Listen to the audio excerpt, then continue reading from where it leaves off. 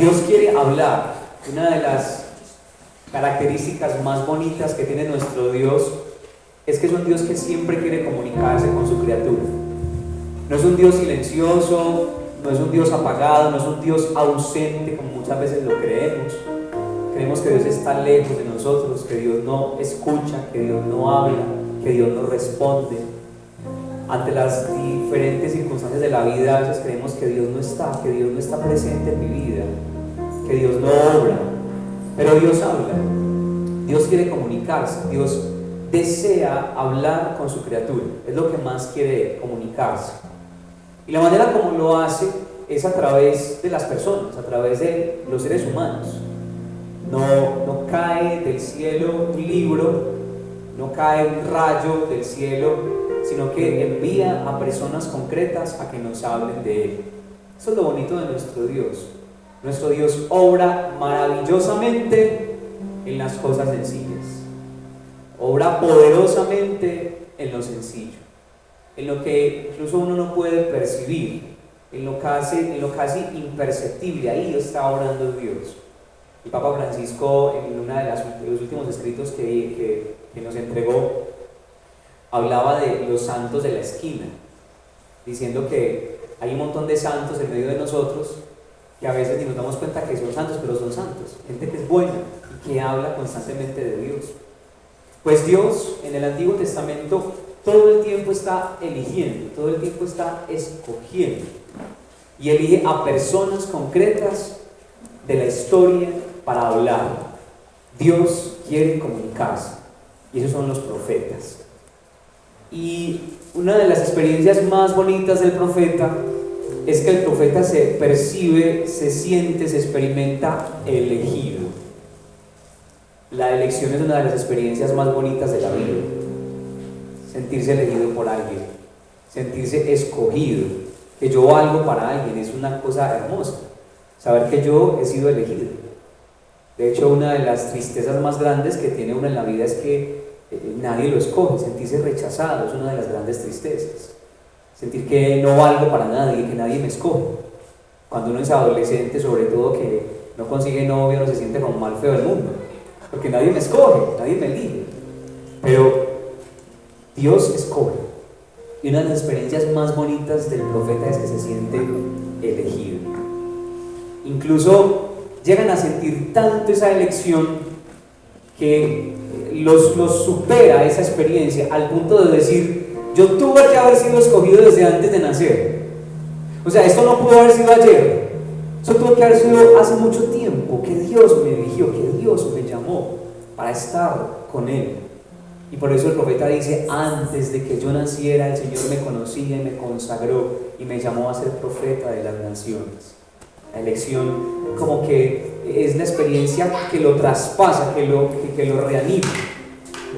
Hay un profeta muy interesante en el Antiguo Testamento que se llama Elías, y Elías sufrió una crisis muy tremenda, una crisis de vocación, una crisis de sentido de la vida, que resulta que había en Israel un montón de dioses y un montón de sacerdotes que servían a un dios, al dios Baal. Y entonces todos se iban detrás de ese dios Baal, porque ese dios Baal les ofrecía a las personas como la comodidad y le daba a la gente lo que la gente quería. Es una de las características del ídolo. El ídolo le da a uno lo que uno quiere. En cambio, nuestro Dios nos da lo que necesitamos. Es la diferencia. El verdadero Dios nos da lo que necesitamos. El Dios falso, el ídolo falso, te da lo que tú deseas, lo que tú quieres. Por eso la gente busca tanto a los chamanes y las brujas, porque las brujas le dicen a usted lo que usted quiere escuchar, no lo que usted necesita escuchar, que es distinto.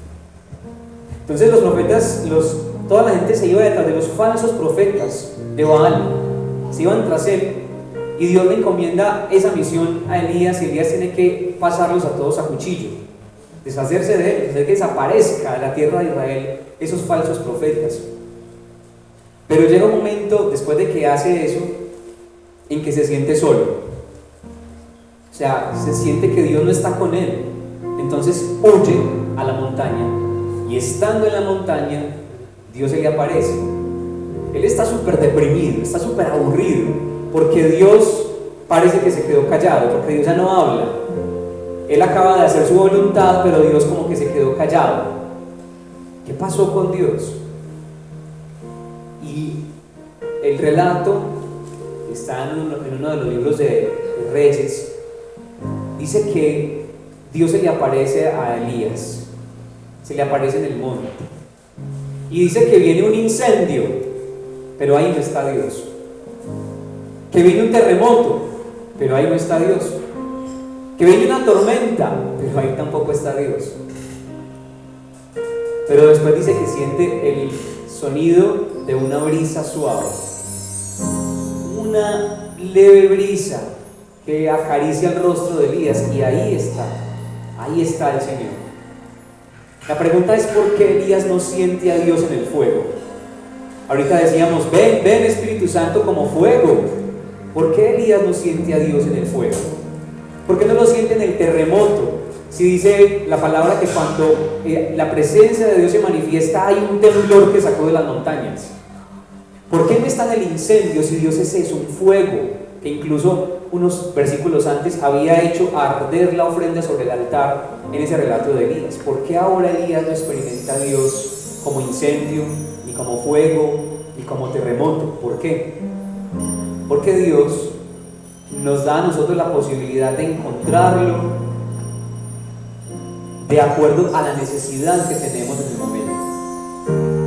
Cuando estás triste, el Señor se hace consolación.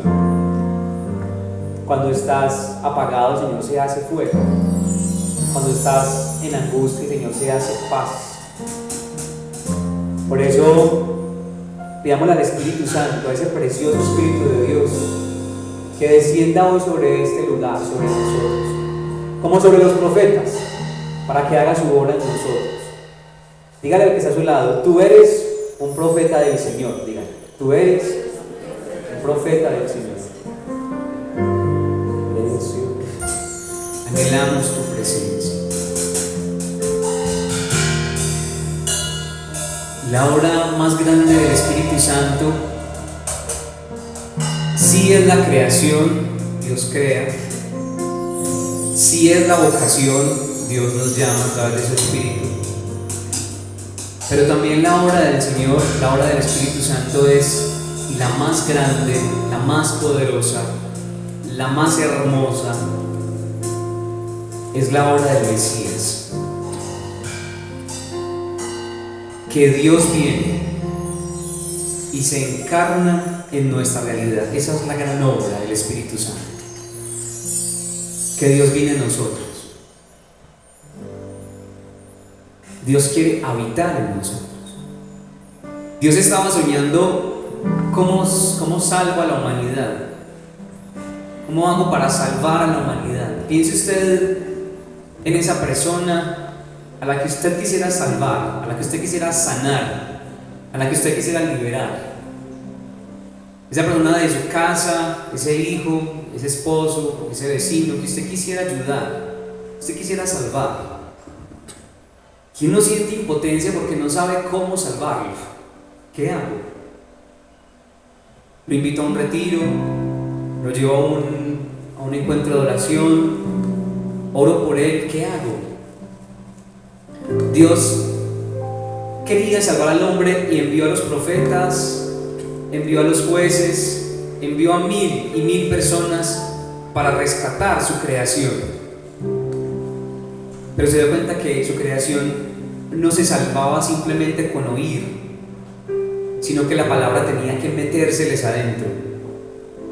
Tenía que entrar Dios en nuestra propia naturaleza para poder salvarnos.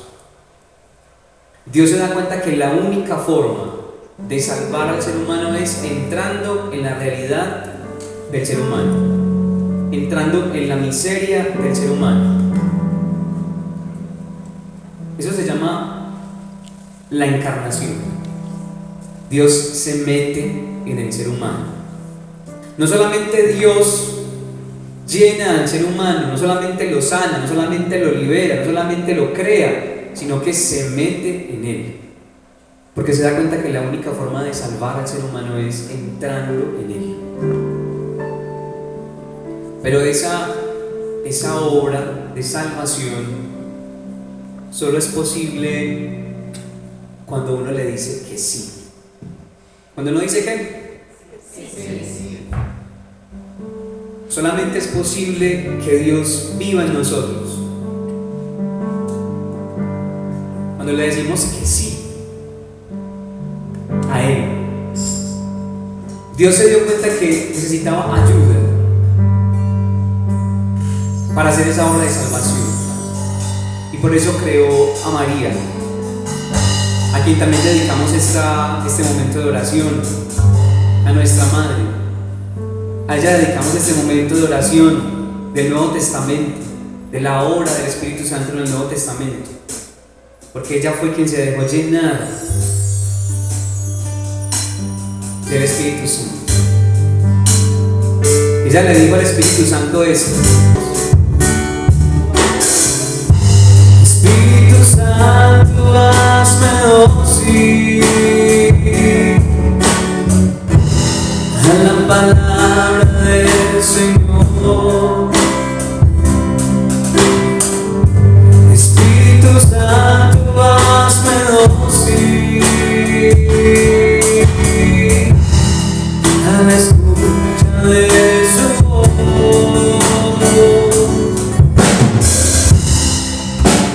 Habla del corazón,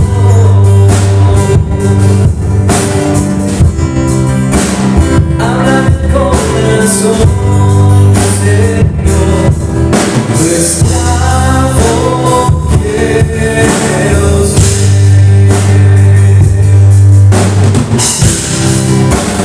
Habla del corazón,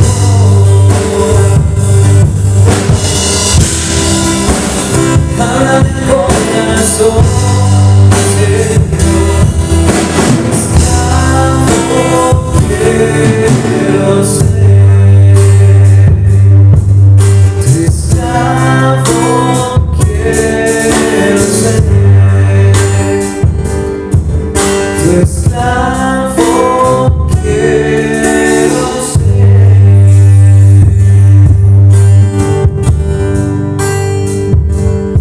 Eso fue lo que María le dijo al Señor: quiero ser tu esclavo, quiero que obres en mí. El sí. El Espíritu Santo necesita una vasija para poder entrar, que se llama sí. Solamente Dios obra en el corazón de los hombres cuando le decimos que sí. La vida de los santos, la historia de los santos es la historia de personas que han dicho a Dios sí. Decía San Agustín que nuestro sí es pequeño en nuestras manos, es tembloroso en nuestros labios, pero poderoso en las manos de Dios. Eso decía San Agustín.